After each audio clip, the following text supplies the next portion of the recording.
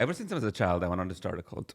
Are you I know serious? you were a part of it. I grew up in a cult. Yeah, most of my childhood was spent in a cult. So having that experience, tell me, do I give a cult leader vibe yet? I mean, here in San Antonio, yes. I mean, just the turban by itself, just the turban racist? alone is like, I think this guy runs a cult. Okay. I think this guy is a cult leader. And you have the charisma, obviously. You're a stand-up comedian. Thank you. You have stage presence. You connect with people. You relate to people.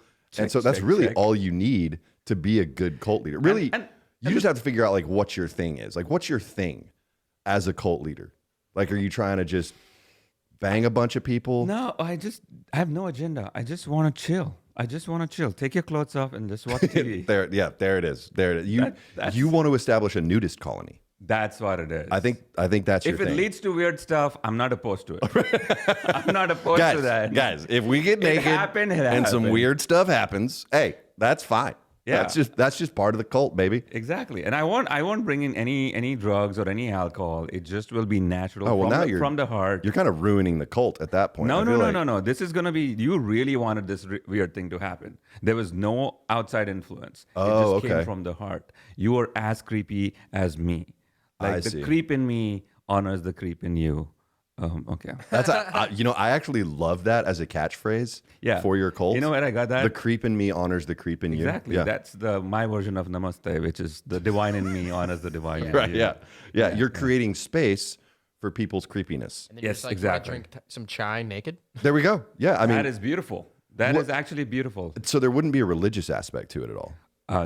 No. I want to leave religion separate. Completely out of it. Yes. This is just get naked. What about like healthy lifestyle? I mean, you're vegetarian. Oh right? yeah, as part of your religion. I'll cook food naked.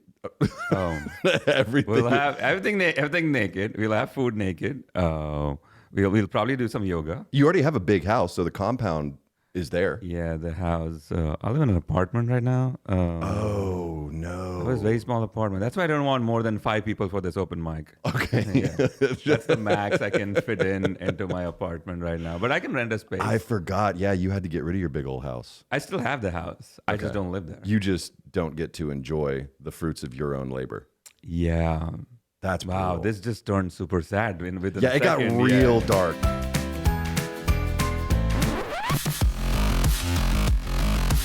Guys, with me today is Tanveer Arora. He's a good buddy of mine. He's a stand-up comedian. He's Sikh Indian. He is an immigrant, just living the American dream. Right. Stealing our jobs.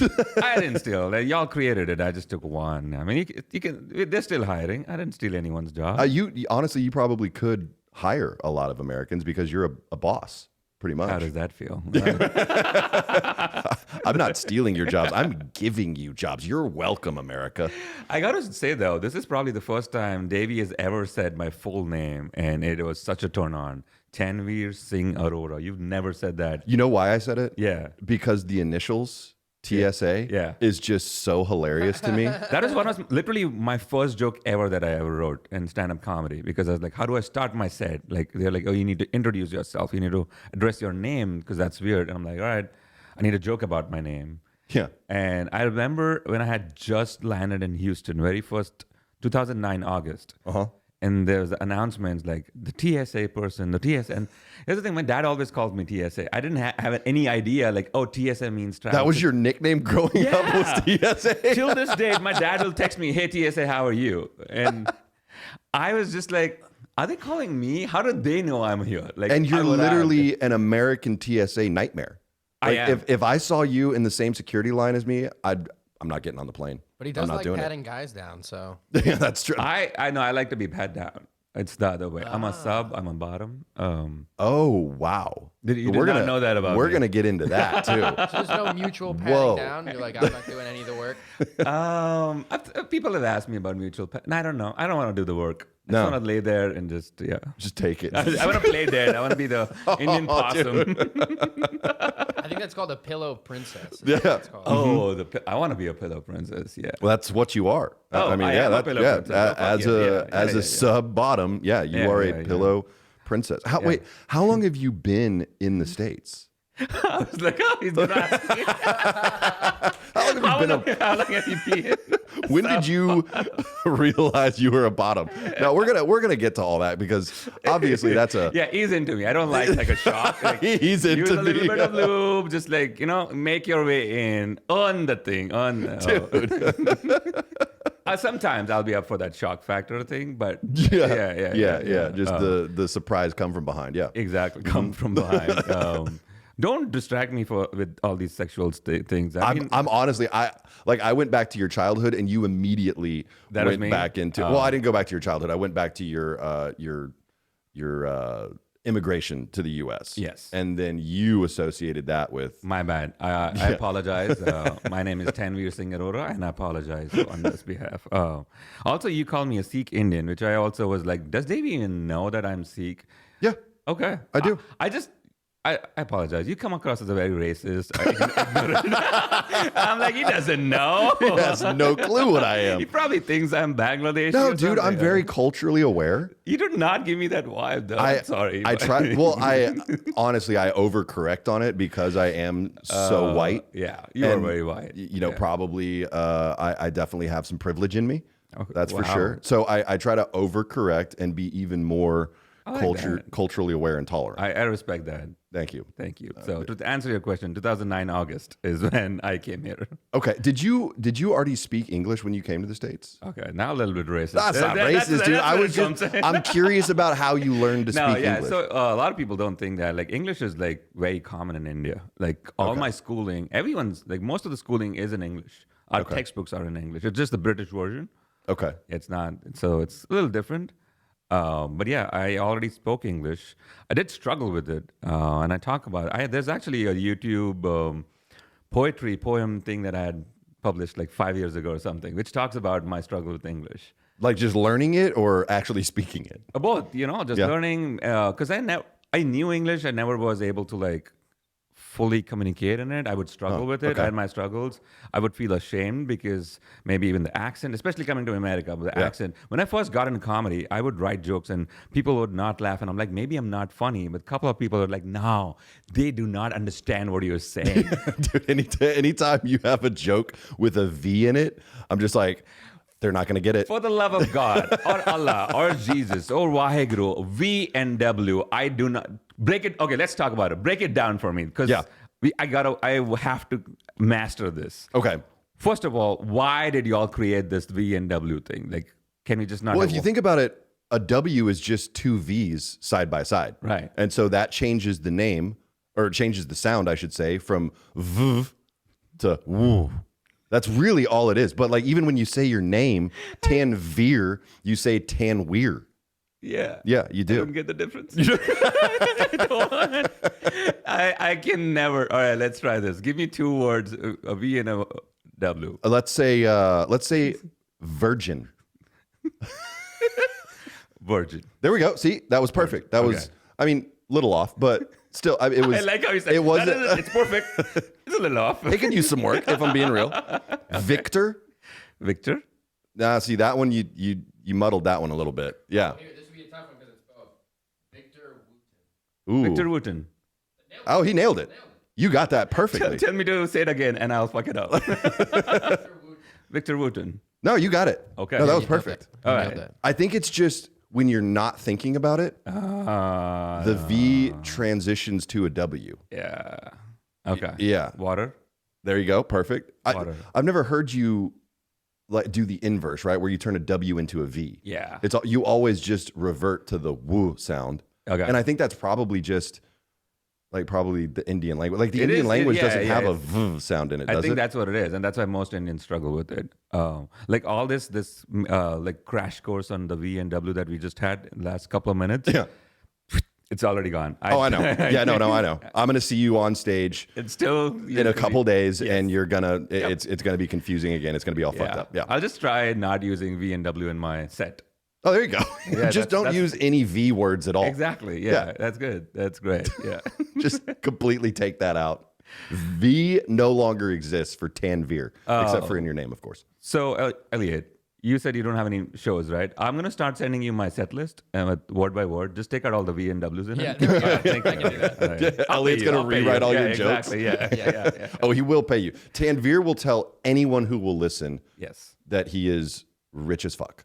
Like, that's just a thing. I mean, you say it on stage. I used to say it a lot on stage before the separation, and then I stopped saying it. You had to give away half of your possessions. Yeah, exactly. But no, I will keep saying it, and that's one of the things that I do believe in, the whole manifestation. Or my mom used to say, I usually never worry about money. And I think if you keep saying, it's like fake it till you make it. If I keep saying I'm rich as fuck, I'm rich as fuck. There you go. And all the money will It's just for legal reasons right now in the midst of a separation. Yeah. You so legally can't be rich. And this is not going to be, I don't have money. I just don't have money. Like I'm so broke. Yeah, exactly. I just took I live Uber. in an apartment that can only fit 5 people. Yeah, at the max. At the absolute max. Yeah. One of the person has to be in the oven. You're basically slumming it right now. I am. Yeah. I am. This is my slumdog. You grew up rich, though. I didn't realize that until recently, that you grew up, like your family was very wealthy. Yeah, my dad's super rich. Yeah. Yeah. How did your family get their money? I don't know. I never questioned them. I was like, they probably this is doing some sounding illegal like organized stuff. crime right now. That's I don't know. You know, there were always a lot of people around. A lot of guns. A lot of like exchanges, a lot of like people would just draw lines with some white powder. I have no idea what this was. I always thought as like lactate crushed in, but it was something else. Now my dad worked for a mutual fund company, and he was like at a very high position. Okay. And my dad does. My mom does. I don't have 2 dads. Okay. Yeah, I blanked out for a second. Appreciate you clarifying. My mom, she actually works in an organization which is like the food bank of India. Okay. So my mom and her sisters, they actually started the food bank of India. Really? Yeah. That's kind of cool. Right? So you have like this very philanthropic company or family, I should say. Yeah, like they work with the government, so there's always like the money. It's sounding more and more suspicious. Yeah, they had to get in tight with the Indian government, so we're going to do this food bank thing. Exactly. So everyone just kind of turns a blind eye to everything going on behind the scenes. Yeah. Also, we let it this part because I don't want. I still want my mom to make money. We'll see. Oh, your mom will be fine. No one's going to watch this. Yeah, exactly. So no, I think I had a great life growing up. Like never. Money was never an issue. Yeah. So, I won't say we were like as rich as like, who's a rich person? Jeff Bezos or the Trump. Yeah, Bill Gates. Yeah, not that rich, guys, but decent enough where like never thought twice like, go eat out or buy something on the new iPhone or anything. Yeah. Yeah. You never had to think about or worry about money, which is, I mean, kind of interesting coming from India because of the abject poverty in your native country. Yeah. Do you feel bad about that at all? Do you feel bad that there's so many of your countrymen just, living in squalor? Should I feel bad? No. Okay, you're a sociopath. No, obviously. It is sad that there are a lot of people that live in poverty. I think that's probably the general conception about India. I don't think so there's that much poverty as much as we think. Really? Yeah. There are definitely pockets of it. There's definitely people that live below the poverty line. I don't feel bad in a state like, oh shit, I have money and they don't. Yeah, I do feel bad. Like I do feel like everyone should have at least the basic stuff, right? Yeah. And I try and help out people. I'm not like, oh, I'm going to make this donation. So that's one thing. And probably if you're friends with me and don't ask me for money. But but if someone does ask me for money, I do help them out. And that's cool. I'll keep that in mind. Thank you, Tanveer. Don't fucking ask me for money. No, don't ask me for money. No, I'll do a background check on you. Davey does not need it. I need to ask Davey for money. Yeah. But it's interesting because growing up wealthy, right? You had this amazing life in India and still decided to come to America. I often question that. And I talked a little bit about that in Tori's TPR worth repeating thing. Here's one thing about me. I never think twice. I just go with the flow. Yeah. And I'm like, oh, this is happening. And I'm very easy to convince. And you tell me right now to I don't know. Take your clothes off. Take my clothes off. I'll do it. I'll do it. I'll definitely do it. Takes no persuading whatsoever. Exactly. I am so easy to convince. I just go with the flow. My life is great. A couple of my friends in India, they were, studying for these exams, like these tests, like the TOEFL and a GRE and stuff like that. People wanted to go to UK, people wanted to go to US. I had no other intentions. I was happy in my bubble. Yeah. I was like, I don't even know about US. I didn't even know what states are here. Like, I didn't know about Texas. Yeah. So people applied for their test. I'm like, what are you guys doing? Like, oh, this is the thing that you do to go to America. I'm like, all right, I'll do it. So you basically just got peer pressured into immigrating. I got peer pressure. That's the right word. I got peer That's pressured. wild. Gave my test, got the scores. I'm like, what do you do? They're like, apply to these universities. I'm like, all right. And now what do you do? And they're like, now you go. And you just went. I just went. And I didn't realize, I'm uprooting my life. I had such a sweet life in India. I had everything that I needed. Never washed a dish. Never did my laundry. Y'all had servants. Yes. That's Let's not call crazy. That. Well, I mean, that's what they were. Servants? Yeah. You want to call them staff? Does that make you feel Helpers, better? You had staff, the help. Yeah, you want to call it the help. We had help. That's Helpers, even worse. Yeah. We had slaves. Jesus. Paid slaves. Well, there is still a caste system in India, right? There is, but I think it's dying down slowly. Really? People don't really bring it up. Okay. Yeah, you can still like trace a person back to their caste, but I think people are letting go of that now. That's good. Yeah. Okay. Yeah. But I mean, there are so many like wild cultural differences in India. Like, I mean, for you growing up, I just getting married. I mean, you are currently married. Yes. Right. Yes. That's separated. Right. Yeah. But arranged marriage in India, I didn't realize until I started. I worked in IT for a little while, and I worked with a lot of Indian people. Right. And I did not realize that was an actual thing. Yeah. I thought it was like old country type stuff. No, it still happens. It's a real thing. It still happens. So I feel the new generation, there's a lot of like American influence over India now. Okay. Which is blowing my mind. It's kind of cool to see. It's like bittersweet. Yeah. Like it's like, India's losing their like the actual values, the actual culture, Right. the actual India, because it's being like influenced by America. It's so being much. westernized. It's been westernized, but it's also fun to see because I haven't been to India. I'm probably going to go in a couple of months. It's been 5 years, but going to India now and seeing like walking down the street and seeing a Starbucks, seeing a Taco Bell, seeing a Chili's in India is going to be wild. Yeah. And I'm like, okay, that's happening. But back to your point about arranged marriage. Yeah, that's always been a thing. Huh. The most of my life growing up, I've seen most marriages that happened were arranged. Yeah. And it's also like a business. There's also like this matchmaker. They'll find people. Oh, really? Yeah. So if you watch that show, Indian Matchmaking on Netflix, that's like a good insight. It's a stupid ass show, but it's real? real. It's real. Yeah, that happens a lot. There are matchmakers, and sometimes it's just your family members, your aunt or your uncle will probably find someone. And you just kind of went with that. Like that was just that's reality for you, and so you didn't really even question it. For me, it was a little different. I wouldn't say it was completely arranged. My story was actually very interesting. I was talking to this girl for a good amount of time. We were like kind of buddies. Interestingly, we are like family friends. Okay. Maybe distant cousins. I don't even know. Ooh, I didn't check. yikes. I didn't check. No, it's okay. I think we're fine. My baby is fine. You really do belong in Texas. Yeah. Maybe. What's the other state? Alabama. Yeah. Arkansas, sure. Kentucky. Yeah. All of them. These, the southern states. Yeah. But so we kind of knew each other. We never defined that relationship. It was more like just friends. It was also long distance. Okay. And then my ex, she was set up to be arranged married to my brother. That was happening. Whoa. Yes. So that was already like a done deal. Like her and your brother were going to get married. Yes. And then you swooped in? And I swooped in. Something in me was like triggered, like, nah, I can't let this happen. And I confronted. So when I used to do this joke a lot on my in my set, and I would just say, I definitely exaggerated a few things in the joke, but I literally started talking to my mom and like her family, like, no, let's not make this happen. I initially started dropping hints like, oh, no, she's not right for my brother. No, I don't think so. It's a good match. Y'all should not do this. I would just kind of play with that idea, and when they wouldn't listen, finally, you were planting this seed of doubt. Yes. Oh, that's diabolical. I think I'm ready to be like this super creepy cult leader thing. I think you're ready to be a serial killer, dude. No, I don't want to kill anyone. Torture, yes. Okay. But I don't want to kill. I don't have it You're in just me. a sadist. I'm a sadist, yeah. So you stole her away from your brother. Yes.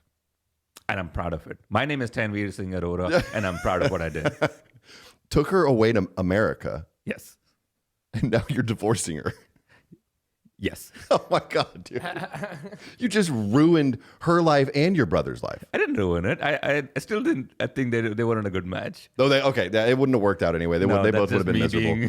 Greedy. Did your brother find another Yeah. They're happy. arranged marriage? Okay, they're happy. good. He has a kid, all of that. Yeah. Oh, here's a good question. Ooh. Was the lady that your brother ended up with, do you think better than the one you stole? They're both going to watch this. This is so tough. This is like, what do you call the Sophie's Choice? Yeah. I asked the tough questions, Tanveer. No. I think this was the right thing. This is the right decision.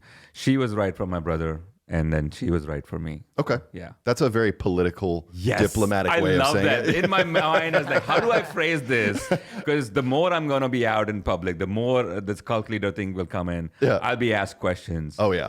And how do I answer these questions? Yeah, you made yourself look real good there. Thank you. I think I can run for president in the next term. Oh, I think anyone can. Yeah. Oh, yeah. And anyone can go for it. Yeah. Dude, I mean, it is a weird time in this country, as everyone knows, regardless of what side you're on, right? Yeah. Regardless of where you fall on the political spectrum, everyone can acknowledge, yeah, it's a little bit weird right now, politically speaking, right? But for a guy like you that is an immigrant, Yeah. I mean, I can't run for presidency though. well, yeah, because you're not a U.S. born individual. Yeah. I mean, does it scare you, like the uncertainty, the rhetoric? In all honesty, it does not. I feel like a lot of these things are hyped and all this fear and because this has happened before, right? Trump was president before. My life did not change. No. On a day-to-day basis. You probably made more money, honestly. Yeah, exactly. Well, yeah. So I try not to get into all politics that much. I want to keep it at a distance. Sure. As long as it's not drastically changing anything, there's not a world war going on, and if my life is not being affected, there's always that scare when in the first term when Trump was a president, and there's always that scare of people are going to be racist. You should not get out of the house. All of that stuff. It did put a little bit of fear in me, a lot of anxiety in me. Yeah. I walked down the streets. I did my comedy sets. Life was the same. Yeah. Honestly, I think it's a good thing that you felt a little bit of fear in that scenario because now you know what it feels like for us at the airport when you walk in. Okay. You know what I mean? Right. Like we're terrified. That's great. So I think you needed to experience a little bit of that uncertainty. I loved every bit of it. And I could see that pleasure like throughout your body when I said that, oh, he does feel fear. That's good. That's great. Yeah. I think it's fair.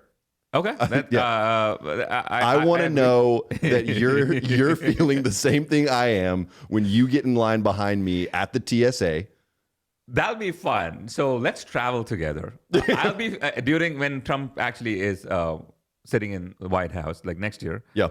So I'll have that fear of leaving my house. Right. You'll have the fear of being with me at the airport. Right. Yeah. So we'll both have that at the airport. Yeah. And they'll be like maybe an hour before our flight takes off. And we'll go to the bathroom. And where is this leading? Well, we're going to go to the lavatory together. Lavatory. Take all our clothes Never off. had heard someone call it that. That's what they call it on airplanes, lavatories, right? Yeah, it's a weird word. I don't like it. I don't know. It's also it has a V in it, so it kind of throws me off. Lavatory. Lavatory. You did it perfect. That's perfect. Can I do the accent? Is that racist of me? If you do an American accent? No, an Indian accent. Oh, an Indian accent. Yeah. No, I think you're allowed to do that. I Yeah. think it would be definitely suspect if I did it. We did an episode with a buddy of mine, and we started doing accents back and forth. Yeah, and it got a little dicey for sure. I almost went into the Indian accent, and I was like, no, I gotta. Can you do one? Can you do one? Please to be taking your lips off the Slurpee machine. This is such a You're Simpson Indian. accent. This is not even a no one talks like this thing. Okay, I'll do it. I'm very fine to be here. I'm very happy to be here. This is the right Indian accent. That is? This is the right dude. Indian accent. I worked with a lot of Indian IT people, and they sounded exactly like me just talking about That's in your head. That's not. It's not, dude. It's not. We would stand in line at Starbucks and talk, and they sounded exactly like that. I feel like that is a spot-on Indian accent. Elliott, give us a line. We are out of cigarettes. We are out of cigarettes. That was actually really good. Well, you're Indian, so of course it was good. What am I saying? Yeah. Do it Australian now. No, We're out of cigarettes, mate. You just put a mate on the end of it? I don't even know. Cigarettes. Oh, the people from Australia, the Yamad crew. If you're Oh, watching, g'day, mate. We're out of cigarettes. Is that how that was? I feel like that was pretty good. Okay, yeah, I feel like that was good.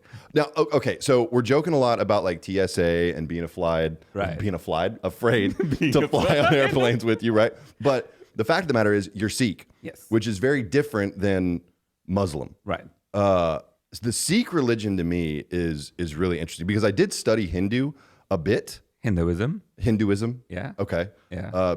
Clearly, I didn't study it enough, right? Because I know what I'm talking about. If you studied Hindu, it means you actually had a guy over and you just studied him. I studied him because he is the Hindu. Okay, okay. I studied Hinduism. Thank you, appreciate it.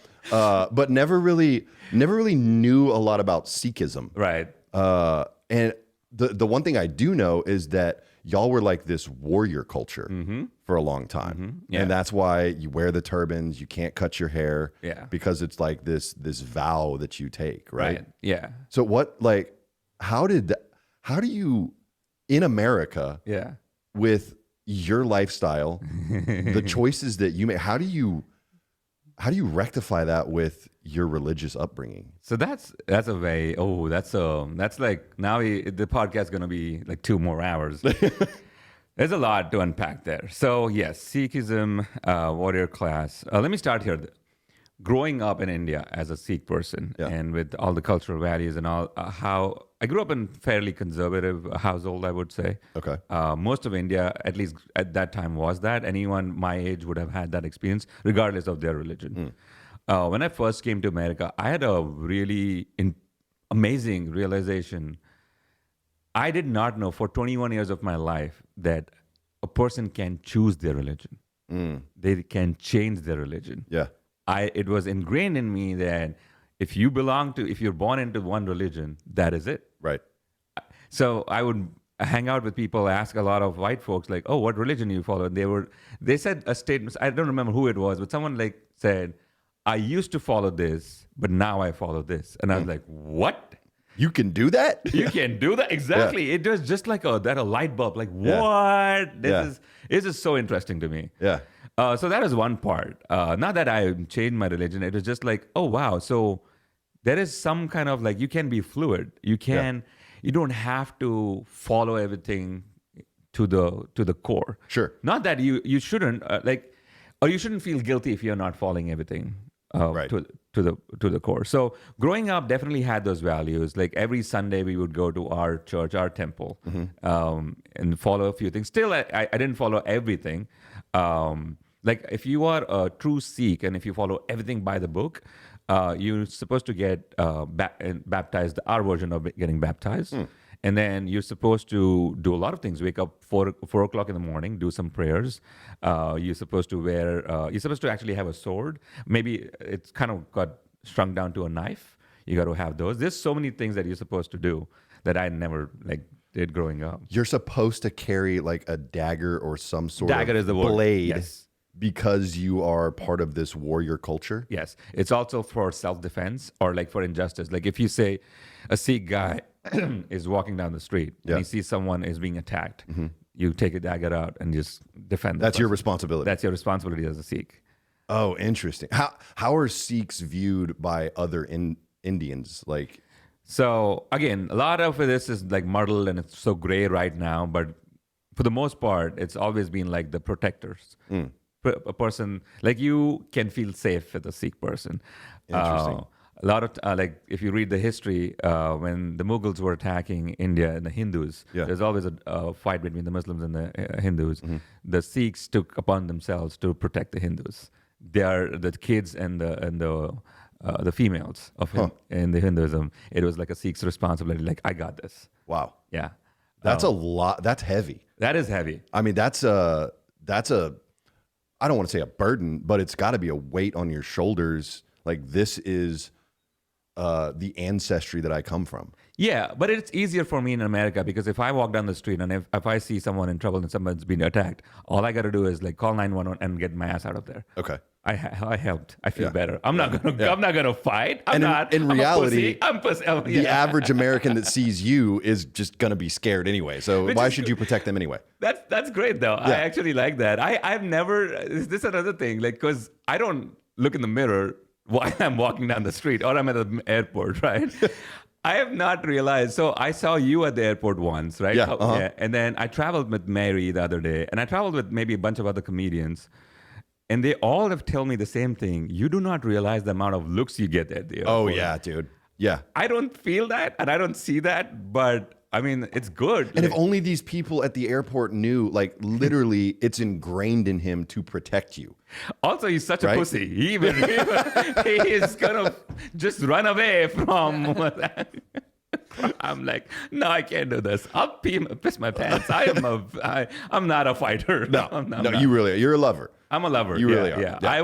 I would see someone fighting thing. I'll just go up to him and be like, bro, just take your clothes off. And no, you would just take your clothes. That would be your defense mechanism. I'm just going to get naked. There's no way. That's my superpower, the naked man. Yeah, right, yeah. That'd be great. Now, Sikhs aren't supposed to cut their hair. Nope. Not at all, right? Not at all. I mean, you just have to, and people would be shocked to see like your actual hair under that turban. It's so long. It is. I have seen it. Yeah, you've I have seen it. Yeah.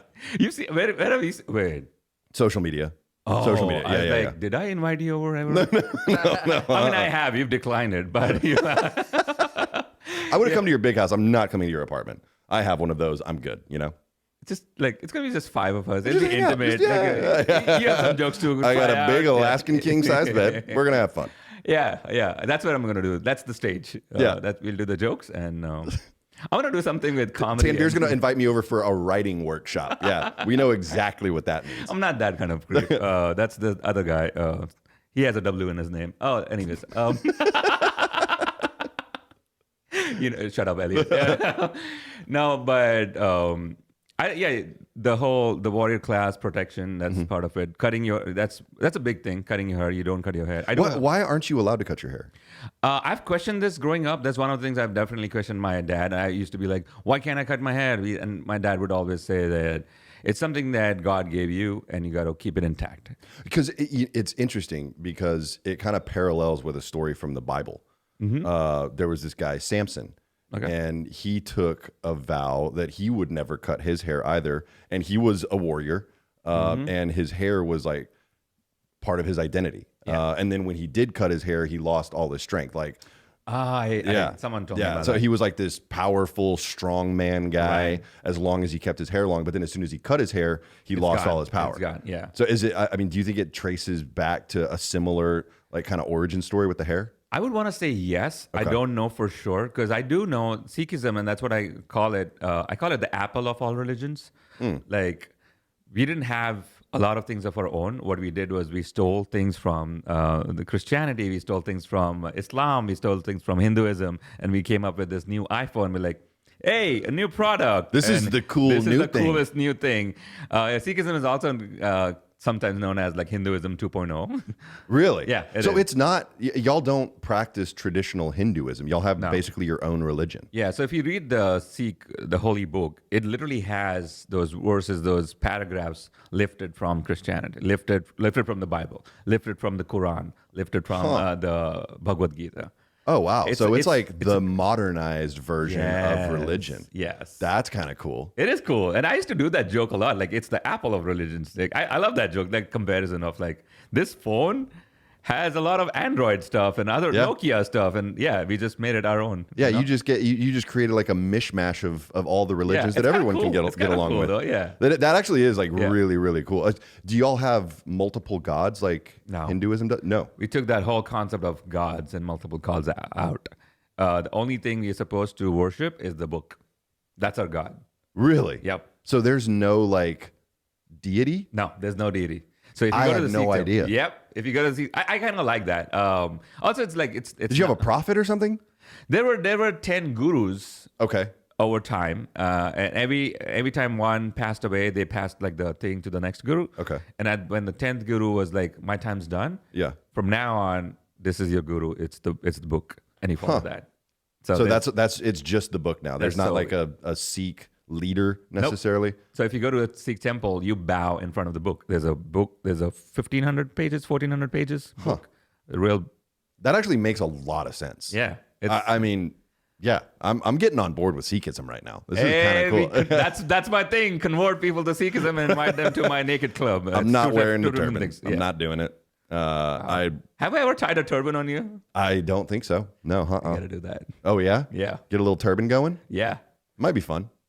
All black turban. All right. I could rock it, dude. Yeah, no blackface though. No. Yeah. What the? I know. I just want to set the expectations really straight. And I don't know turban. why you thought you had to clarify that with me. I don't know. I get that feeling like I can read your mind and your heart. Like it's there. It wants to come out, and I'm like, I want to stop it before crazy. No, absolutely not. No, just the turban. Just the turban. Just try it on, see how it looks. Yeah. Maybe a dagger. Okay. Maybe I could do like a This is not your Halloween costume. No. This is very. I want to set the expectations really straight with Davey. I am not Justin Trudeau. Did you see that picture of him? Dude, that was a lot. Yeah, that was intense. It was intense. Okay, so you've got this, rich cultural background. Like it's actually really, really cool. Right. You've got this, I guess, American experience now coming to the U.S. Right.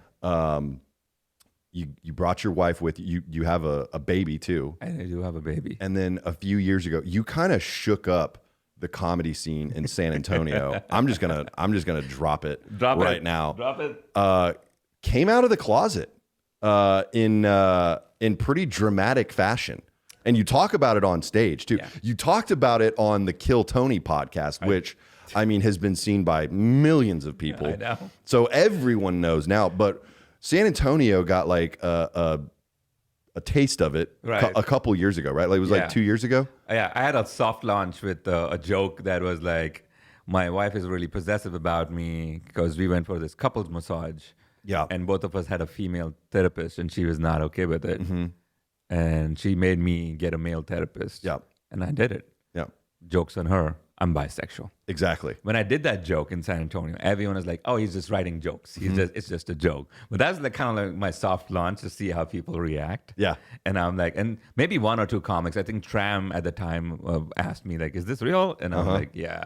Oh, the first time I heard that joke, I didn't think you were doing it just for the bit. I was like, you thought? Oh, I could totally see that. Yeah. Yeah. Yeah, because you're like this very friendly. Very gay. No, you're like an emotional guy. You're so flamboyant. No, no. You're just like I could just see that for you. Okay. I could totally see you being bi. Yeah. It made sense to me when you told the joke. I was like, oh yeah, that okay. Okay, Yeah. nice. Thank you. Yeah. I also want to clarify for all the people that are going to watch this, because when the Kill Tony came out, and I watched the episode a couple of times myself, and I'm like, I never clarified that I'm also into women. Still, You didn't. yeah, Yeah. So the entire You just came internet across thing- as real gay. Yeah, exactly. Yeah.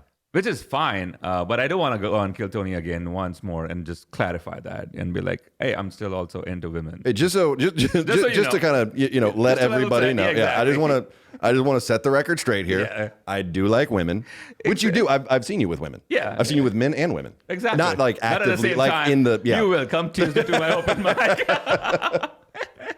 But you do like men. We know that. Yes. But you also do like women as well. Yes.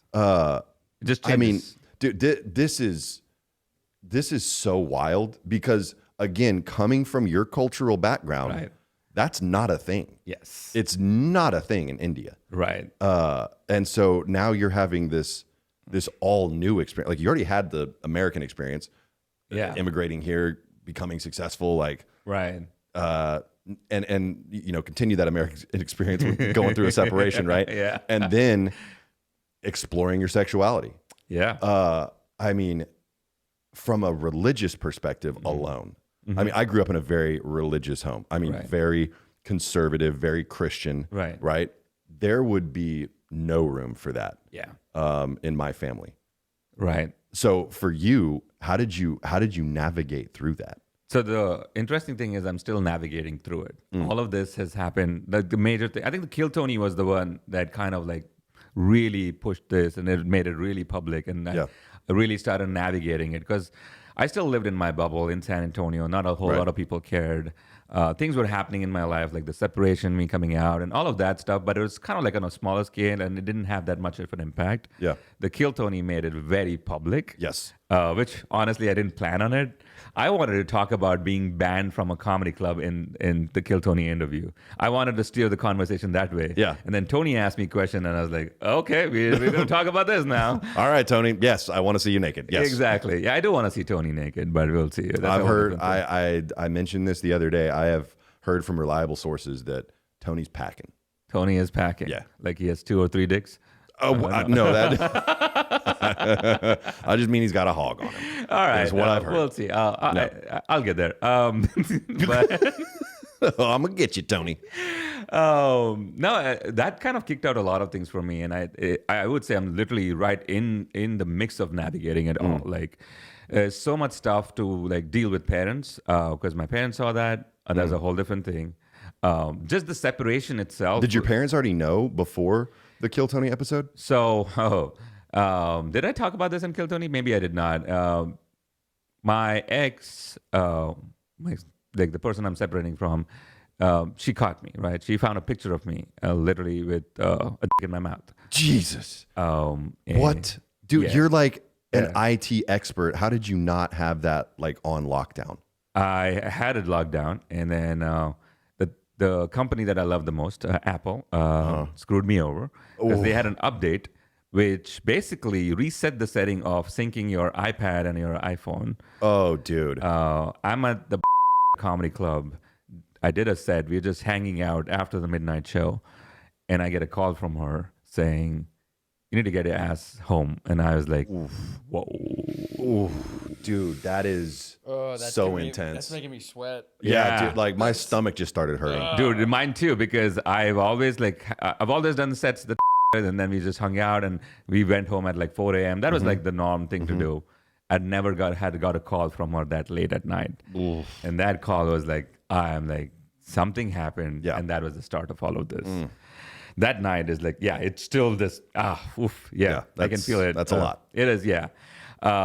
What happened, and again, this is all my fault, and I take full blame for it. I'm not even gonna like defend like, oh, she was wrong. No, I do blame Apple for that. Maybe I can maybe I can get a lawyer and actually get some money out of Apple, right? Possibly. Yeah. I mean, Tim Cook is famously gay, right? Yeah. So and I'm like, bro, surely he would be sympathetic. Gay code, yeah, you know, gay like, code, yeah, exactly, yeah.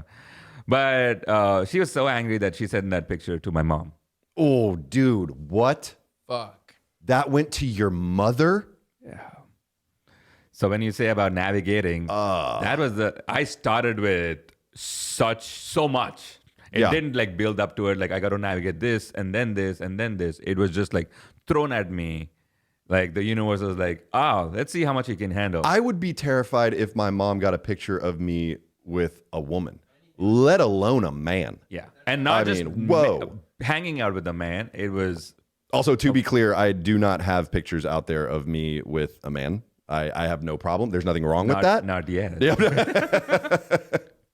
So your mom found out just by receiving an explicit picture. Yeah. Holy shit.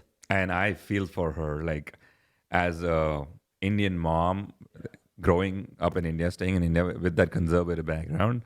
Yeah, let alone just hearing about, I saw your son with a dude. Yeah. Out on the streets, to seeing a picture. That probably sent a shock to her nervous system, and I feel really bad. I really feel bad about that. And honestly, I know you don't blame your ex for that, but that is I know that's really fucked up. Yeah, like I understand someone's upset, you're hurt, right? Your whole world and reality potentially is shattered. Yeah, you don't do shit like that. Fuck no. That's just. I've always like. I admire you. I admire you for like taking responsibility. Like in the moment I did. In the moment I was really mad at her. In the moment I was like, you can't do that. Why hurt my mom? Yeah. Now, if I step back a little bit, and as you said, I shook her world up. Yeah. I shook her perfect family image, like a husband, a baby, living in that wonderful house, taking vacation. I just shook all of that. Yeah. I took that away from her. It was just an emotional reaction on her part. And I get that. Yeah. But still, that's just not cool. Yeah. So that was like the start of navigating all of this. And then obviously my dad saw it. I'm pretty sure a lot of my cousins saw it because they were just passing it around. They just started a family group chat. WhatsApp group. Holy hell, dude. That's also what makes me nervous to go to India because I haven't been there in 5 years and I'm like, I don't know if I want to go and face my cousins. And is being gay illegal in It was India? up until a certain time. Okay. I think it's okay now. There was actually a law. Or maybe no, I think they let go of that. But there was a law they couldn't be gay. In a lot of Middle Eastern countries, Yeah. I mean, Yeah. that's it for you. You're done. Yeah. There was definitely a law. Okay. I think it's gone now. But even that is just there's so much like cultural, like the traditions and just like the view. Even and India's changing, right? Yeah. All the Gen Zs are definitely changing India. There's all room for everybody, but there's still a lot of like shame. There's still a lot of like, oh, you can't do that. And I think it's not only just me being Indian and me being bi, it's also me being Sikh. Right. That puts in a whole other layer because they've never heard, seen, remotely even thought about a guy in a turban sucking a dick. It just how's this guy going to protect me now? He's gay. I'm gonna bite his dick off, you know. That's my way of playing. But I think that's that, and I get it. If you are like in your shell and that's what you believe, this will stir you up so much. Yeah, that's what's happening with the Kill Tony video. When I had posted that clip of me coming out, just that small clip on my Instagram, it only had like 8,000 views for the first, and I posted it during Pride Month. And I was like, oh, it's going to blow up, everything. Yeah. It only had 8,000 views during the Pride Month. Huh. But from that May or June till now, it's got to like 250K views. Oh, wow. Every few days, one country picks it up. Like Australia picks it up, or UK picks it up, or Canada picks it up. Wow. And people get riled up about it. It's not one of those videos where people are like liking and sharing because that's a great joke or we're having fun. It is shameful sharing. Really? Yeah. Like they're attacking and bullying you? Yeah, the shares are much more than the likes. Yeah. Much more. Like by a whole different margin. Yeah. And it's all about like, look at this guy. He is a disgrace to our culture. He is a disgrace to Sikhism. We should ban him. I'm gonna murder you. Blah blah. I'm actually there is a point I was concerned about like, what if they find where my parents live? And I'm like, fuck. I'm scared. That's scaring me. That's really terrifying. It is. So it doesn't sit well. How am I navigating? I think I am in this on this journey of like just like self awareness, self realization of like this whole self journey of like I gotta be authentic. Yeah. Be it in my comedy, be in my personal life, just me by being me. Yeah. Yes, I like men and women. I want to be honest about that. I want to be upfront about that. Yes, I like being naked in my apartment. I want to be open with that. Like all that stuff. I'm a lot into like the kink and BDSM scene. I want to be open about that. That's a new thing for you, right? That's a new thing for me. Yeah. Okay. Yeah. And I'm incorporating that. You probably saw that joke that I did that other night. Yeah. You were like just kind of playing around with the idea of just started doing it. Like I'm gonna test the waters. And beaten. Yeah. Yeah. Okay. So BDSM was the whole. I came up with the full form as big dick Sikh men. That's my BDSM. You know. Well, but that doesn't honestly. It doesn't surprise like everything that you're talking about here, Tanveer, because you grew up in a very conservative, I would say, repressive. Yeah, repressive household, is a good word. right? Yeah. And you never had the freedom or much less the ability to experiment with this stuff. And it's the same for a lot of the people that grew up the way I did. Right. Like we never had that opportunity. Yep. I wasn't allowed to go to parties or even have sleepovers unless it was families that were also in the cult. So I didn't get to explore any of that. Right. I didn't even get to ask questions about it. I never got the talk. I just had to figure it out. Right. You know what I mean? And so once I finally got out of that, it was like, oh, I'm going to try everything now. That's what I am. I mean, in terms of drugs, sexuality, experience, like all of that. I'm going to try everything because I got to figure out what I'm actually into. Yes. And so that's kind of the process that you're in right now. Yeah. I went through that process when I was like 18 years old. Right. You're going through it now. Yeah. I'm 38 and I tell people I'm living my 20s now. Yeah. I'm experimenting. I'm exploring everything. You said everything under the sun. I want to try and see what I am into. Yeah. Everything. And just not like sexuality, just generally. Yeah. Like religion, ways of life, food, everything I want to try. And that's where this new me is coming out. Is like, I want to be authentic. And I want to bring that to my comedy as well. I'm like, this is what I'm into. This is what I'm trying. And so navigating all that, going back to what we were discussing earlier, is like, there is definitely that religious part of me. I would say I'm not super religious. I do like some parts of my religion, and it's kind of like, maybe convenience. You pick and choose. Sure. I'm also navigating and learning about my own religion. Like, oh, this is what my religion says. All those people that are hating me on social media, they are just in a box. They are just like, these are the rules, these are the do's, and these are the don'ts. I feel like Sikhism is not about that. It's more about being inclusive. It's more about the word Sikhism is like, if you shorten it, Sikhi means to learn. And I'm like, that's beautiful. And I'm learning that myself right now. Right. And I'm like, and I want to, I don't want to say like, I'm going to take my religion and get it, apply all these new things, but just like the best parts of it. And just like, well, kind of how, like you said, that Sikhism even originated. Like they took the best parts of other religions to create this new religion. Right. And now you're kind of having that same experience. Yeah, I'm literally writing my own religion / cult or whatever you want to call it. New book. New book. And it's Hindu 3.0. Hinduism 3.0. That's actually a beautiful idea. I need to write a book. I think I'm ready because I'm on this journey of like, I'm just exploring, I'm just learning about things. And I've kind of have this new feeling about me just being like calm, a little composed, a little fluid. Everything goes. It just, it's hard to even explain what I'm going through right now. Well, you're becoming at peace with your own identity. That's what it is. Yeah. That's what it is. I'm becoming super peaceful with my new identity. And that's the coolest thing. Yeah. Thank you. You know, because you've been through a lot. Yeah. I mean, granted, you had this privileged upbringing. Right. You know, I would say like, in some respects, you're like a golden boy, right? Yeah. Like you got the girl that you wanted, stole her away from your brother. You came to the United States. You were already part of a wealthy family, successful in your own country by your own right. You come to America, you replicate that here. Yeah. I mean, obviously it didn't just fall into your lap. You had to work for all of that, right? Yeah. But you've still had these really, I would say, traumatic experiences that you've had to go through too. Right. I mean, people don't really understand. You don't have to experience, being kidnapped or abused. You have been kidnapped in the King's. Oh, okay. All right. There we go.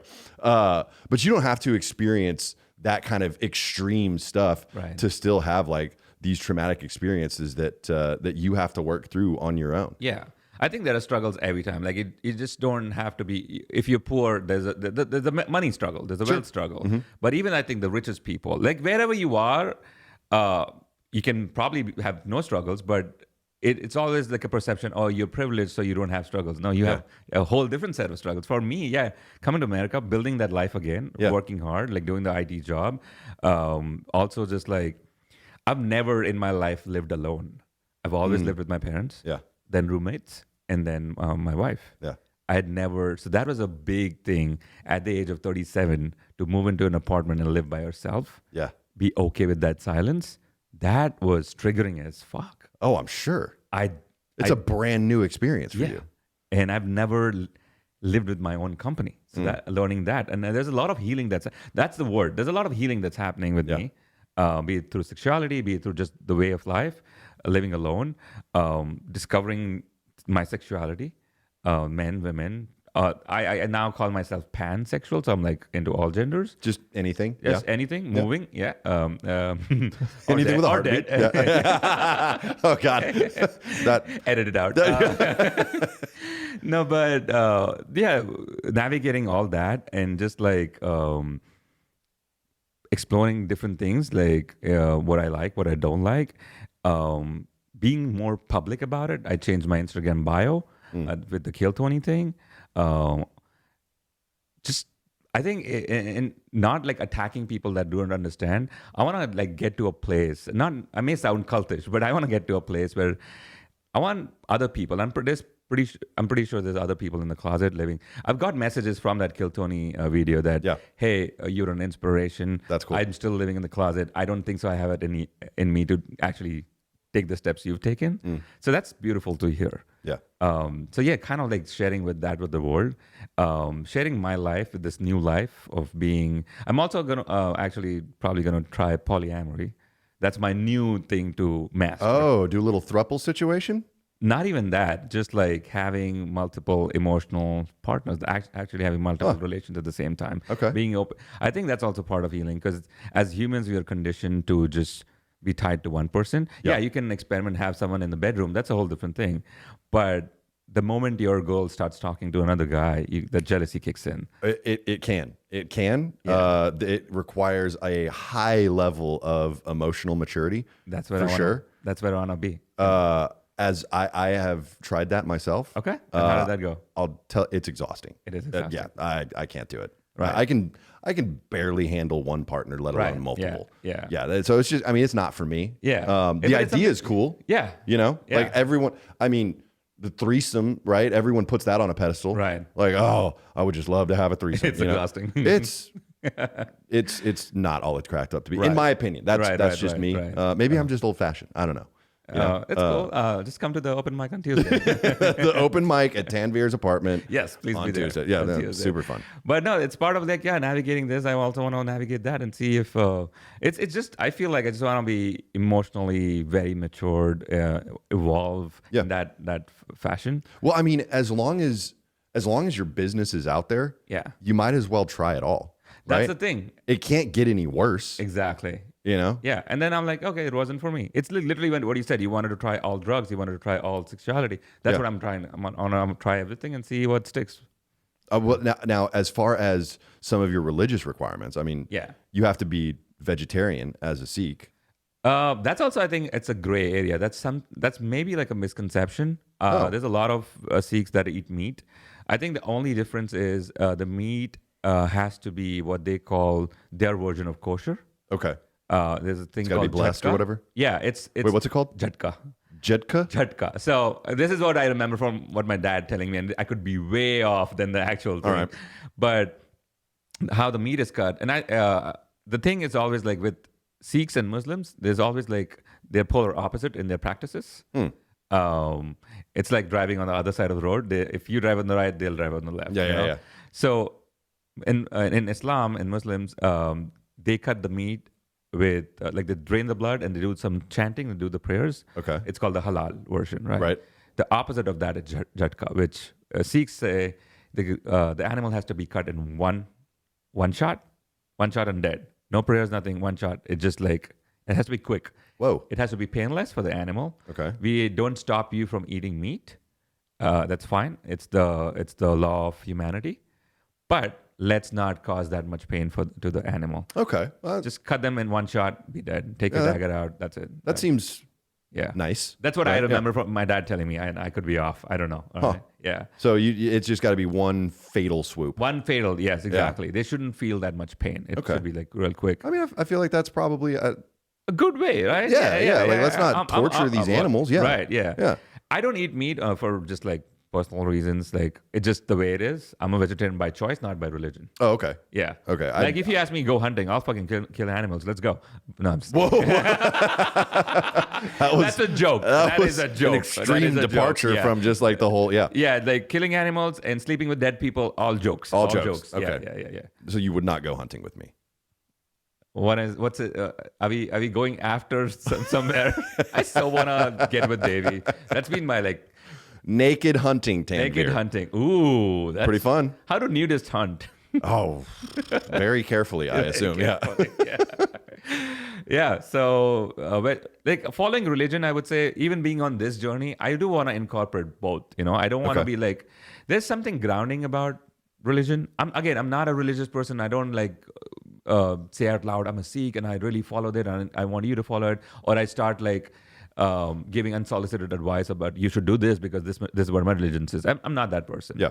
But I do feel like it's some kind of discipline that it gets you.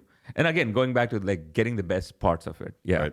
I do question a little bit about like the hair cutting thing. I'm like, maybe I'm not totally on board with that. It's fine. I do love the look, I would say. Yeah, it's a cool look. The turban? The turban. It's a great look. It's kind of a vibe. Yeah. Yeah. And also I have like half of my material is about the turban, so I'm not giving it away. But like, I would say I'm still trying to figure that out, still trying to navigate it. But on this journey that I am on, it's actually getting me closer to my religion rather than going away, which is also never I thought would be the case. Well, because you're going more in depth with it, right? Yes. Like you're actually reading to understand now. Right. Yeah. Rather than just reading to follow. Yeah. I feel like I'm a sponge now. I'm just soaking it in. Like, tell me about my religion. Tell me about other religions. I'm actually really fascinated. Me and Brennan Potter, the way we always connected in comedy was through the religion, because that dude is also like into religion. Oh, he came from this strict Mormon upbringing. Right. Yeah. Yeah. So there's a lot of parallels there. Yeah. Yeah, exactly. So I think that kind of connects us. And then just like, tell me about kink, tell me about sexuality, tell me about polyamory, tell me about Islam, tell me about everything. I want to soak it in and kind of like come up with my own version of whatever this is. There it was, version. Yeah. You said version. Yeah, the V. It's version. Yeah, yeah. It's when you're just not thinking about it. I did so good, and then I had to screw it up in the end. No, I think that's it's a really cool thing that you're doing right now. You're on this like self-actualization journey. Yeah. You're finding your truth. You're living your truth. I mean, a lot of people aren't comfortable doing that. Right. You know, and I think a lot of it probably comes from whether it's, you know, just the way they grew up, what they were taught. Right. But you were able to kind of get away from all that. Maybe some of it had to do with, you know, immigrating. Yeah. You know, you were able to establish this new life. While I'm establishing this new life, I might as well, you know, explore some other stuff. Right. Yeah. Yeah. No, because I always tell people that if I was in India, still living with my parents, doing the IT job, I would have been that Indian dude. I would have been that dude who would have been commenting on this other guy's Kill Tony video, hating him. I would have been that guy, for sure. But coming, as you said. That's how repressed it was. Yes. That's crazy. I would have been. Like, I remember when Tim Cook first came out, remember like a couple of years ago, my dad had called me like, what's wrong with Tim Cook? And I was like, yeah, what's wrong with him? So I was still in that phase. And I feel like comedy, coming to this country and comedy, both of them, that has helped me like emerge, evolve. Yeah. Yeah, because comedy, hanging out with so many people, I would have never hung out with you with comedy. I would have never hung out with Elliott if it wasn't for comedy. My social circle would have only been the IT Indian people. Right. And that was always the case. Nothing wrong with them. It's fine. It's just what you know. It's what I know. That was my world. But coming out to comedy, I remember there was a stripper comedian from Houston. She had come to the Blind Tiger, and her set was all about stripping. And that blew my mind. I'm like, what's she talking about? So comedy is just not about, oh, I was with my wife or I was with my baby. It made me think the same thing that, oh, you can choose a different religion. You can choose a different job. You can come from a different background. You can look different. You can have a piercing on you. It just kept like enriching me in different ways. And that's where I think comedy helped me, one, have a voice because I'm on stage and I can speak my mind. And then second was just giving that confidence of like, yeah, go live your life, try new things, and see who you are. That's cool, man. I think that a lot of people are afraid to do that because they're comfortable in the bubble that you know their families created for them, maybe that they've created for themselves, that society's created. You know, but hearing that you don't, I mean, you would have just continued to be the guy that your parents raised you to be. Right. I mean, that's actually kind of interesting. Did you even let yourself think that you might be attracted to other guys when you were still living in India? No. It was just so forbidden that you didn't even consider it. The thought even wouldn't cross your mind. Yeah. Wow. It would just not. Yeah, you wouldn't even go there. Like it's like not even. That's a world that you blocked. Right. Yeah. You just had to deny any type of thought or urge like that. Yeah. And it's also like you would also make fun of it because imagine America in like maybe the 50s or 60s. There's a lot of gay homophobic jokes. Right. I watched the show Friends. I love that show, but there are some parts that didn't age well, and and I'm like, oh, because I was that guy in India. I would make fun, or like, oh, you know. There's a set, like maybe you're 18 and you're hanging out with your buddies, and it so happened when you're sitting on the train and you sit next to a guy, and your other buddies will be like, "Ooh, that's gay," and those kind of jokes, and you're like, "Yeah, I was that guy." So coming from there, there's like been a big transformation. Yeah. And then you're right. There's a lot of people that haven't unlocked that and haven't been. I'm not saying everyone needs to be gay, but right. not there yet. Yeah. I still haven't defined the rules of my cult yet. But everyone just needs to be like open-minded. Open-minded. Yeah. And so much of it, especially when you're coming from like a religious background, whether it's Sikh, whether it's Christian, whether it's whatever, so much of it is just manufactured intolerance. Yes. Right? I don't think so any religion actually says that. Maybe they do. It's also the interpretation of all these people. Yeah. And because they don't want to open their mind. Yeah. It's like, no, that's what the religion's saying. Even on my video, people are commenting, giving me actual lines from the book that says, see, here it says you can't be gay. Yeah. And I'm like, no, you're interpreting it wrong. Correct. Right. Yeah. Yeah. And let's say if the religion actually says that, well, it's time to modify the religion a little bit. You can make your dogma say anything you want it to. Exactly. That's I mean, I've seen that repeatedly in Christianity. I mean, Elliott kind of grew up in a Jewish household, and I'm sure it's very similar there, right? I mean, traditional Judaism I think the passage of the Bible that people often quote that's like anti-gay is from the Old Testament, which is all of Judaism. But I mean, for every person who's seen your video and who's commented something shitty, half of them probably have to be guys who are repressing their own feelings. But then also all the people who aren't commenting, like for the stripper who you saw do comedy, for the person who's like, you can change religions, like you're kind of doing that, I'm sure, for a bunch of other people who are seeing your video and being like, oh, I can be a guy in a turban and suck. You know, you're opening doors. I'd applied to Skankfest. I meant that genuinely. I didn't even mean that. No. That's exactly what I used. So I applied for Skankfest, and you fill in the form, and in the end, there's like, is there something else do you want us to know? And I was like, have you ever seen a guy in a turban talk about suck? No, then hire me. Like, They didn't get me, but I would have that to I me was is like that a was my ticket in for the Legion of Skanks, dude. Yeah. But I use that. I use that a lot. I'm gonna use it for all comedy festivals. It's pretty great. It's a great tagline. It is. I wear a turban and I suck. Yeah, exactly. And I tell jokes, by the way. Also, I do that. There's some jokes. Yeah. I've been wondering though, since like, because the way you were saying about the thing about the hair, how it's a gift from God, so we don't cut it off, and lots of penis talk. So, what's the Sikhism take on circumcision? Ooh, great question. As far as I know, and again, don't quote me on it, Sikhs are uncircumcised. So it makes sense. It tracks with the hair situation. It really does. Yeah, I mean, you're not going to trim your hair. You're not going to trim your everything just grows the way it does naturally. Yeah. You know what's interesting though? Islam actually does, like Muslims are circumcised. Yeah. And that was and that was very like. I got to know that very recently, and I was like, that's very interesting. Because for a religion that is so conservative, their dicks are not covered.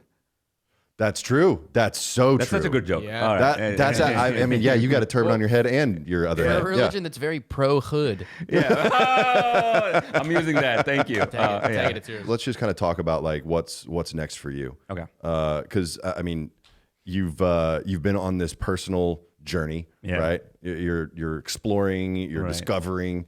I mean, what's the next thing? I think there's still a lot to navigate. As I said, I'm in the midst of it, right? I feel like my own emotional journey, like healing and elevation, there's one part of it. Being okay with this new life, the single life, and dating and doing all that, that's another part. Trying out polyamory, trying out all these sexual stuff, that's another part. I also feel there's a big part of like the comedy thing that I need that's shifting. Coming from doing a lot of like those turban terrorist jokes, then doing a lot of husband-wife jokes. Yep. Now there's a shift towards like, being on the dating apps, those jokes. And then the other level to that is the sexuality piece, like the joke I did about BDSM or polyamory the other day. So I feel like that's what's next for me. I feel like this journey that I am on, this self-awareness, is going to tie in with not only comedy, just my day-to-day life. Right. So I'm excited about that. I'm nervous about that because it's so new. Everything's new. It's like I literally shook up my entire world. Right. Everything that I used to do. Like I didn't used to cook. My ex used to cook for me. Yeah. So like starting that, just living by myself, doing comedy, trying to shift the comedy perspective. And then just living this life and being more public, being more open. That's what is next for me. That's scary, dude. It is scary. It's like I'm literally out there now. Yeah. I'm not in my bubble. I'm not in just San Antonio. Also, we talked about traveling. We've been traveling a lot. So when I'm traveling, I would always do my safe jokes, Right. And I'm like, no, I'm going to be real. I think this is what it is. What's next for me is to be as authentic, as real as possible. Dude, that's that was the word in my brain as you were talking. Yeah. Is just like authenticity is your priority right now. Right. Yes. Yeah. Honest with yourself, honest with the people around you, living your truth, right? Living my truth. I also felt like my comedy never had an agenda. I think when I was just a year into comedy, I would always ask Josh Kabazak. I used to look up to him, like a great comedian. And I always used to be like, what's your agenda? Every comic has an agenda, right? They talk about like women's rights. They talk about this or that. Like my comedy never had an agenda. I'm like, I'm a silly dude. I look like a terrorist. Ha ha ha. Yeah. And now I feel like, now again, I don't want to like tie my comedy to an agenda. But the more I do it, a lot of my friends were like, this thing that you are now, like this turban wearing Sikh dude talking about being pansexual, polyamorous, this thing is actually affecting or actually enriching a lot of other people's, you're touching a lot of people's lives, which I didn't realize that I was doing that. I'm like, maybe that could be my agenda. I did a show in Dallas a couple of months ago, and I talked about like the whole separation, the divorce, being on dating apps. And there were a couple of people that reached out to me saying, hey, we're actually also like bi. They were Indian and we haven't come out yet and we're scared to, but you give us confidence. That's cool, man. That is beautiful, dude. I mean, I think it's actually kind of universal outside of Indian culture, right? Right. Just anyone who's grown up in that kind of high control environment, right, where they're not afraid or they don't have the confidence. They live in fear, can't be authentic, can't live their truth, right? I think it's important for a lot of people to hear that kind of stuff. Like, I grew up in the most repressive environment, right? You grew up in an extremely repressive environment, right? But it's okay to question the values, the morals that you were raised with, right? And find out who you really are. Yeah, and that's the whole thing. Be authentic. And when I know we joked a lot about like being naked, but that's like in the metaphor is like, be naked, be open. Just shed off these clothes, shed off the repressed feelings, shed off that. Be as naked as you can. It's the vulnerability. Yes. Right? Yeah. And I think that's a lot of comics, I think, miss that. Yeah. You have to be vulnerable on stage. You can go up there and just tell your setup punch jokes. Like that's fine. There's nothing wrong with that. Yeah. But it's also important to be vulnerable, to be honest on stage, because that's how people are going to relate. And that actually is how you can make a difference. I don't even think it's really about having an agenda on stage other than just being honest. That's what it is. Yeah. The more you're honest, because we always struggle with like, how do I relate to these people in the audience? Yeah. That's it. Be real. If you're just being real, 9 times out of 10, that's the relatability they need. Right. Yeah. You're crafting jokes. You're delivering comedy that is relatable just because you're being honest. Yeah. That's what it is. Yeah, and I don't even think there's some guys who would say like, oh yeah, you need to talk about the stuff that's most traumatic, right? You need to talk about the things you're ashamed of. Well, not necessarily. No. You just have to be honest. Yeah. That's it. Yeah, and that's what it is. Just be honest. Just speak your mind. What are you feeling? And be funny, obviously. Be honest and funny. Yeah. Debatable, but otherwise, it's just a motivational speech potentially. But that's what it is. Yeah. That's cool, man. Yeah. I mean, for someone who is kind of maybe in a situation where they are potentially realizing things about themselves, they're questioning, some of the morals or values that they grew up with. I mean, what would be like kind of your advice to them? Oh, it's scary. It's super scary to be real, to be authentic. But the only way to do is dive in. It's like jumping into the water.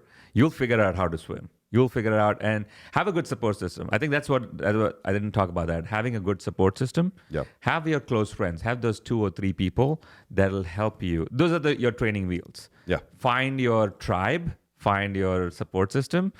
And kind of lean on them. And that's what friends are for, or your family, whoever it is. Lean on them a little bit, but just dive in. Yeah. You have to dive in.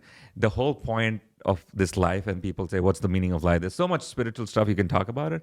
The whole meaning of life, at least what I feel, is to be real, is to be authentic, and it's not going to be easy. It's so hard. You can fit in that box, live your life, just going to job, watching TV, you can do that. That's fine. There's nothing wrong with it. But if you really want some juice, some like elevation, some nirvana, just dive in. Yeah. Dive in. And that's my whole message. Man, I've kind of been living by this new perspective that like we only get one shot. Yes. Like I'm only here for a limited amount of time. I might as well experience all of it. Yeah. And not hold back. Right. Now obviously I don't know if Sikhism subscribes to reincarnation. They do. They do. Does. I mean, so that's pretty cool because you get multiple shots then. Yeah. I mean, so that's great. I don't believe in reincarnation, so I think I just get this one shot. But you have to continually elevate, obviously. And that's the whole point of it. Yeah. I always thought that Sikhism said there's only one shot and you go to hell or heaven. There's no concept of that. Sikhism actually, someone corrected me because I had a joke about it, and it's like, your joke is flawed. Because Sikhism says you get reincarnated, and it's like a point system. If you do good, you get a better life. You get a better life. You start from a roach to a mouse to a cat to a dog, and then you have this human form. If you do good, then you just become one with the universe, and that's it. That's your ultimate. That's cool. Yeah. All right. Well, maybe I like what you're saying about Sikhism. So maybe, he's convinced. He's gonna join. Maybe I believe in reincarnation now. Who knows? I know people are gonna want to know where they can find you. So you want to drop your socials, how to locate you online? Sure. So easiest way to find me is just Google Turban Comedian. And I think I should show up. Turban Comedian in Texas. Yeah, because a lot of people, but after the shows, especially white folks, I tell them my name and they're like, "I'm just Google Turban Comedian in Texas." That actually? Yeah, they'll show up. My God, dude, that's great. The other way is follow me on Instagram at Tanveer Arora. That's TANVEER ARORA. That's Tango Alpha Nancy Victor Elephant Robert. Okay. So. Wow, that was really good. And you even did Victor right. Yeah, I did. That was awesome. You've grown so much just during this podcast episode. That's so funny. But TikTok, TSA Comedian. Follow me on YouTube. TSA Comedian. Yeah. That's also his Venmo, by the way. If that y'all is wanna my Venmo too. So send me some money. Tanveer some money. Yeah. Because there's always more room for more money. That's right. Yeah. You got any shows coming up? I actually have a very cool thing. I don't know when this podcast is going to be out, but this week I am going to New York for the New York Comedy Festival. I got in. Nice, dude. Congratulations. Thank you. That's exciting. Thank you. I have one show, but it still counts, and I'm really excited about that, dude. New York, that's a big deal, That's a big deal. That goes on my resume. I'm always going to use that credit. 100%. That's a credit. That's in your bio now. It is in my bio. Absolutely. Yeah. So I'm very excited about that. Well, cool, dude. And then I do plan to go on tour next year start. I'm going to go to India as soon as I come back. I'm going to go on a tour. Mostly going to be Seattle, Portland, San Francisco, San Jose, Phoenix, Denver, all of Texas. Yeah, all the liberal cities. Yeah, that makes sense. I'm just going by whoever's in. The people are just like, come to our city. We want to kill you. We welcome the gay turban guy. Yeah. So, cool, man. Awesome. Well, thank you for having me on this. This was a lot of fun. Oh yeah, I had a blast. I knew this was going to be a super interesting episode. Elliott, you want to drop your socials or any upcoming shows? Yeah, Elliott Weisberg on Instagram. You can just look up skinny circumcised Jew comedian. Jew boy comedian. Yeah. Google that. It'll pop me up. No, it That's won't. So funny. It won't. So look him up. Follow Tanveer. Follow Elliott. Please like, comment, and subscribe. We appreciate all the support. Tanveer, thank you so much for being vulnerable. Yeah, it was great. I mean, I didn't know. I actually asked you before the episode, like, is there anything that we shouldn't talk about? And you were like, nope. No, we can and talk that's about what I all of it. wanted. I didn't want you to give me any questions because I wanted to the same thing. I wanted to be as authentic. I'm like, I don't want to think. I just want you to ask me, and it'll just flow. And it was beautiful. And this was it's the best way to do it, man. Yeah. And as long as you're comfortable just like talking about whatever. Yeah. I'm lucky. I'm really lucky with the guests that I have on this podcast where I've never had someone say like, "Oh, that's off limits. We can't talk about that." You know, That's part of my new journey. I will be like, "This is it." I don't want to hide. I don't want to pull back on anything. It's gonna help other people that need to see this kind of stuff. That need to hear from someone maybe that didn't come from the same religious background as them, but that had that high control environment experience that has kind of extricated themselves from it. Well, guys, we will see you next week. We love you. Take care.